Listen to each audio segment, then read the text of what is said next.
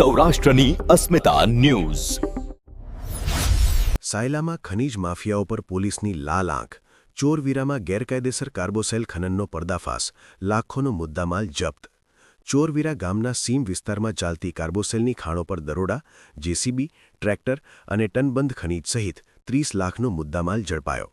સુરેન્દ્રનગર જિલ્લાના સાયલા પંથકમાં લાંબા સમયથી ચાલી રહેલા ગેરકાયદેસર ખનન પ્રવૃત્તિઓ પર સાયલા પોલીસે મોટી કાર્યવાહી કરી છે।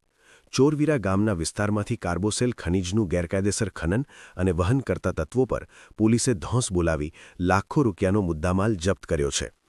સાયલા પોલીસની ટીમે ચોરવીરા ગામની સીમમાં બાતમીના આધારે દરોડા પાડતા ગેરકાયદેસર કાર્બોસેલ કાઢવાના કૂવાઓ મળી આવ્યા હતા।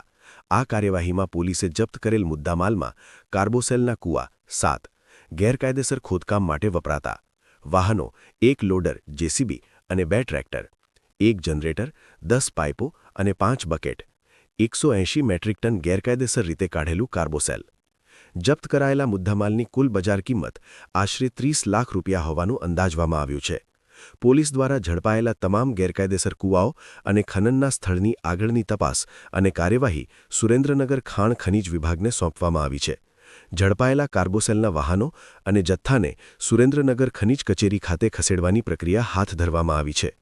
ખનીજ વિભાગ દ્વારા હવે આ ગેરકાયદેસર કૂવાઓમાંથી કેટલું ખોદકામ કરવામાં આવ્યું છે તેની માપણી કરવામાં આવશે અને તેના આધારે જવાબદાર ભૂમાફિયાઓ પર મોટો દંડ ફટકારવામાં આવશે।